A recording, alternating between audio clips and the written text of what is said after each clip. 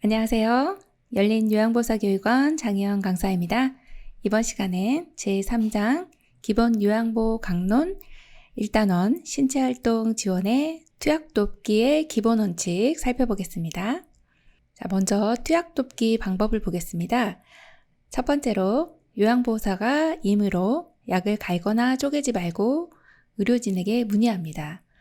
여기 하단에 보이는 여기 그림에 이렇게 약이 가운데 분할선이 있어요. 그러면 약을 쪼개도 되고 그리고 분쇄해도 됩니다만 우리가 이런 것이 없는데 약을 못 드시네 하면서 다 이렇게 잘라주시거나 갈아주실 수가 없습니다. 그래서 이런 경우에는 반드시 의료진에게 문의를 해주시는 것이 좋겠고요. 자, 유효기간이 지난 약은 또 확실하지 않은 약은 절대 사용해서는 안 되겠죠.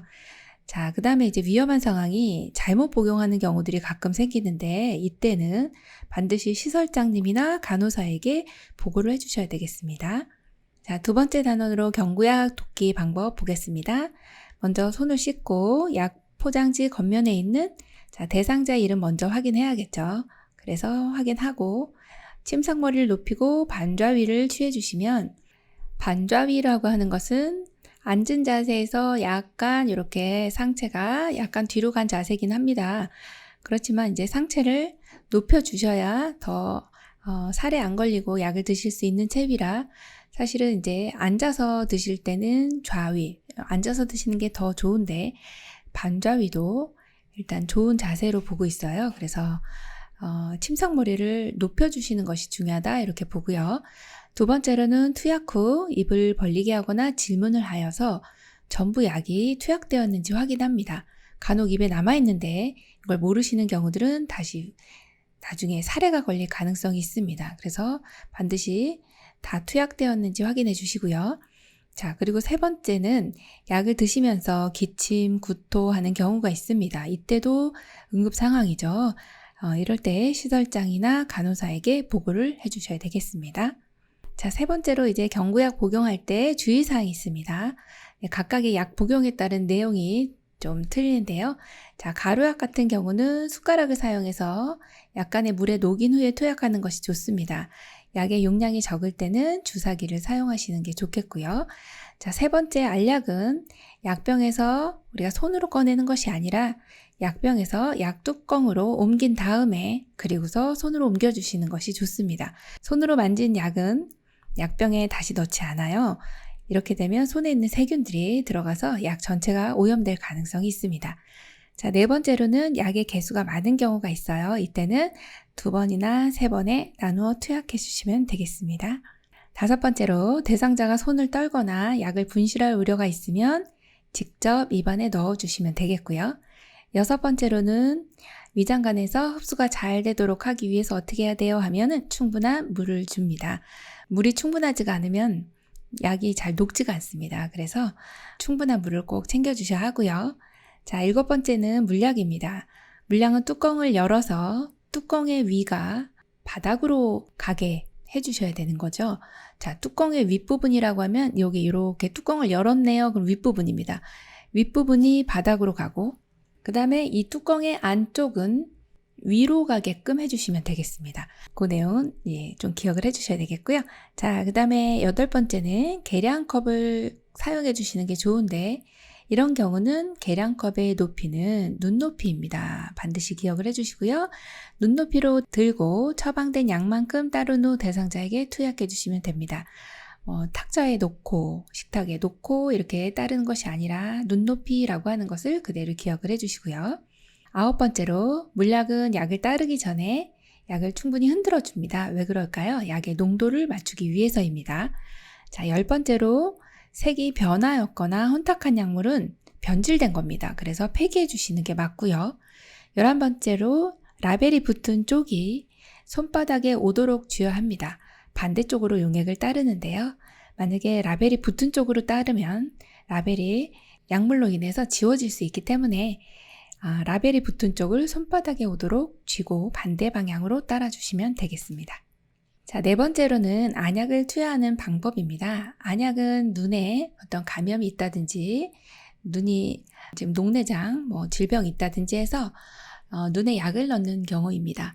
이때는 약의 겉면에 대상자의 이름과 약품의 유효기간 확인해 주시고 이제 손 씻으셔야 되겠죠? 그리고 장갑을 좀 껴주시면 좋겠습니다. 두 번째로는 멸균수나 생리식염수를 적신 멸균솜으로 자, 눈을 닦아줄 때는 항상 안쪽에서 바깥쪽으로 닦아주셔야 됩니다. 자, 왜 그런가요? 하면은 만약에 바깥쪽에서 안쪽으로 요 닦아주시다 보면 이 반대쪽 눈이 또 감염될 우려도 있고 이 안쪽에 눈물이 흘러내려가는 관이 있는데요. 이것을 비루관이라고 하거든요. 비루관이 감염될 수도 있기 때문에 항상 안쪽에서 바깥쪽으로 닦아주시는 거 기억해 주시고 세 번째로는 안약 투여할 때 이제 대상자에게 위쪽을 보세요, 천정을 보세요 이렇게 이야기하고 눈의 하부 결막낭 바깥쪽 3분의 1 부위에 바깥쪽이라고 하면은 여기가 이제 가운데인데 가운데에 넣으셔도 되고 바깥쪽 3분의 1 지점에 넣으셔도 됩니다. 자, 2분의 1 혹은 바깥쪽 3분의 1 지점입니다. 여기 하부 결막낭이라고도 하지만 하안검이라고도 하고 아랫 눈꺼풀이라고도 합니다. 그래서 여기 부분에 안약을 투여하는데요. 눈의 점막에 닿도록 하지 않고 약간 1, 2cm 위에서 이렇게 떨어뜨려 주시면 되겠습니다. 그리고 나서 비루관을 잠시 가볍게 눌러서 코 안으로 바로 흘러내려가지 않도록 해주시면 되겠습니다. 그럼 비루관은 어디입니까? 하면은 여기가 비루관이니까 여기를 눌러주시면 되겠어요. 자, 이제 안연고 투여하는 방법입니다. 외부 공기에 오염돼 있을 수 있기 때문에 처음 나오는 것은 거즈로 닦아버리시고 두 번째로는 하부 결막낭 위 튜브를 놓고 안쪽에서 바깥쪽으로 안연고를 2cm 정도 짜 넣어주시면 됩니다. 여기 안에서 바깥쪽으로 이렇게 짜죠. 자, 그리고 나서 이제 대상자에게 눈을 감고 눈을 좀 움직이세요 이렇게 이야기를 합니다. 자, 그리고 멸균 생리식염수에 적신 멸균솜으로 닫고 뚜껑을 닫아주시면 되겠습니다. 자, 그리고 눈꺼풀 밖으로 이제 연고가 조금씩 나올 수 있습니다. 이렇게 새어 나왔네요. 그러면은 여기는 멸균 생리식염수에 적신 멸균솜으로 닦아주시면 됩니다. 눈만큼은 우리 눈에서 가장 또 소중한 부분이기도 하고 점막이기도 해서요. 감염이 되면 안 되는 내용입니다. 그래서 반드시 멸균 생리식염수에 적신 멸균솜을 사용한다. 그 내용을 알고 계시면 되겠습니다. 자, 귀약 투여하는 방법입니다. 먼저 귀약 투여 시 대상자가 치료의 귀를 위쪽으로 해주시면 투약하기가 쉽겠죠.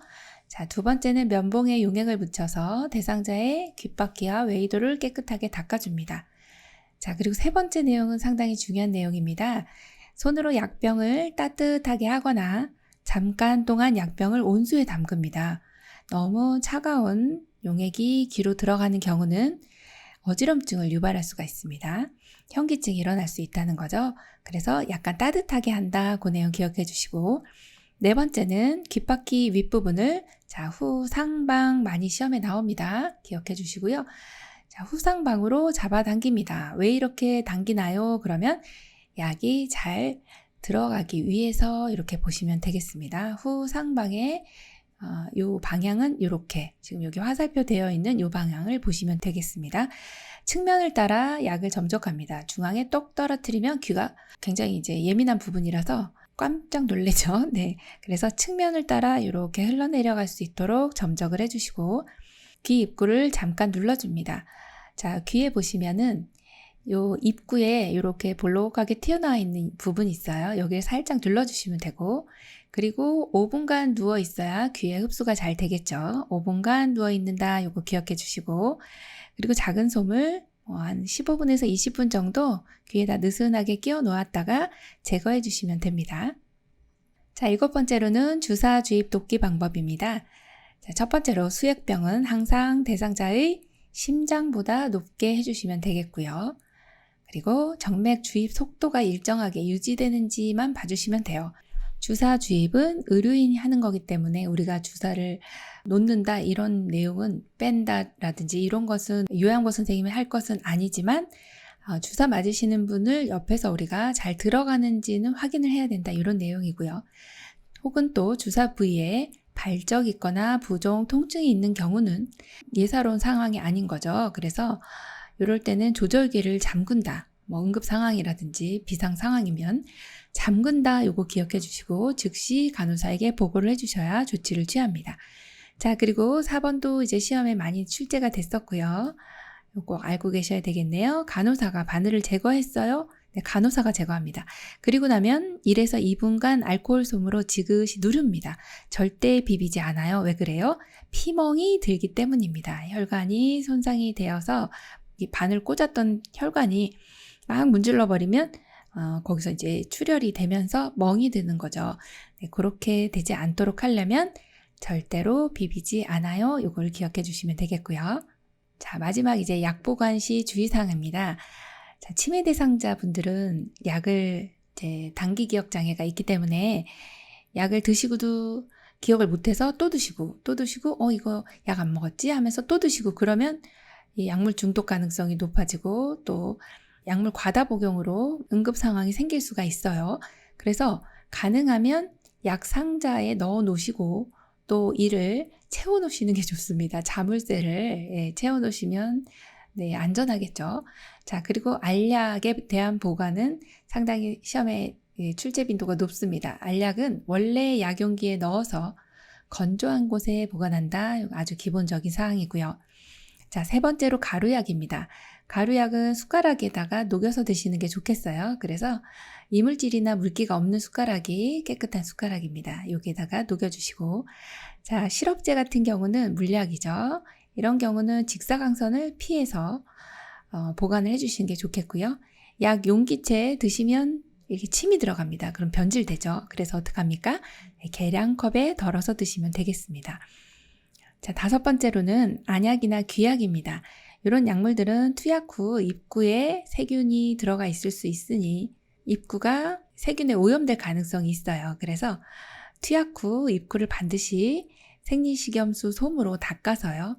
상온에 그늘진 곳에 보관해 주시면 되겠습니다. 오늘 기본요양보 강론 신체활동 지원의 투약독기 살펴봤습니다. 열심히 공부하셔서 시험에 많은 도움 되시기 바랍니다. 열린 요양보호사 교육원 장희연 강사였습니다. 감사합니다.